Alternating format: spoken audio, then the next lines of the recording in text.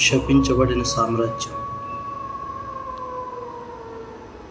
రాజస్థాన్ రాష్ట్రంలో అల్వార్ జిల్లాలో ఉన్న బంగారు కోట గురించి చూడటానికి ఎంతో అందంగా ఉన్నప్పటికీ దాని వెనుక ఒక చీకటి చరిత్ర దాగి ఉంది.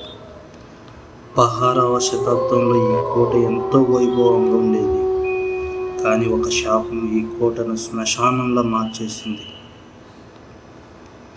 బంగారు రాజకుమారి రత్నావతి అప్పట్లో భారతదేశంలోని అత్యంత అందగత్తిగా పేరుగాంచింది. ఆమె అందాన్ని చూసి ఎంతోమంది రాజులు ఆమెను పెళ్లి చేసుకోవాలనుకున్నారు. అదే సమయంలో ఆ రాజ్యంలో సింగయ్య అనే మాంత్రికుడు ఉండేవాడు. అతను రత్నావతి అందాన్ని ముక్తుడై ఎలాగైనా ఆమెను వశం చేసుకోవాలని కుట్ర పని. ఒకరోజు రత్నావతి పని మనిషి మార్కెట్లో ఆమె కోసం పరిమళమైన అత్తరు కొనడానికి పోయింది. సింగయ్య ఆ బాటిల్పై తన నల్ల మంత్రం ప్రయోగించాడు. ఆ అత్తరు రాసుకోగానే రాణి తన వద్దకు వచ్చేలా మంత్రించాడు. కానీ రత్నావతికి ఆ మాంత్రికుడు కుట్ర తెలిసిపోయింది. ఆమె ఆ అత్తరు బాటిల్ని ఒక పెద్ద బండరాయిపై పారవేసింది. మంత్రం ప్రభావం వల్ల ఆ బండరాయి కదిలి వెళ్ళి మాంత్రికుడి పైనే పడింది. చనిపోయే ముందు ఆ మాంత్రికుడు భయంకరమైన శాపం ఇచ్చాడు.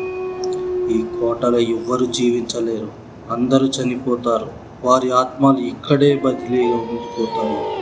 మరుసటి ఏడాది బంగారు మరియు అజయగర్ రాజ్యాల మధ్య భీకరమైన యుద్ధం జరిగింది. ఆ యుద్ధంలో బంగారు సర్వనాశనం అయిపోయింది. కోటలోని వారందరూ చనిపోయారు.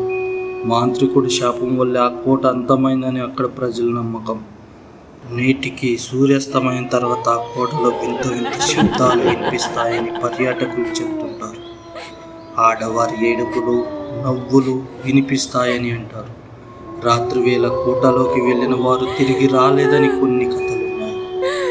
అందుకే భారత ప్రభుత్వ శాఖ ASI సూర్యాస్తమయం నుంచి సూర్యోదయం వరకు ఈ కోటలోకి ఎవరిని అనుమతించలేదు. బహుశా ఈ కోటలోని మనకి తెలవకుండా ఏమన్నా ప్రయోగాలు చేస్తున్నారా? నిజంగా దెయ్యాలు ఉన్నాయంటారా? ఎలా? ఈ బంగారు కోట మిస్టరీ ఇది ఇంతవరకు తెలియచేయటమైనది. పార్ట్ 2 కోసం పార్ట్ 2 అని కామెంట్ చేయండి.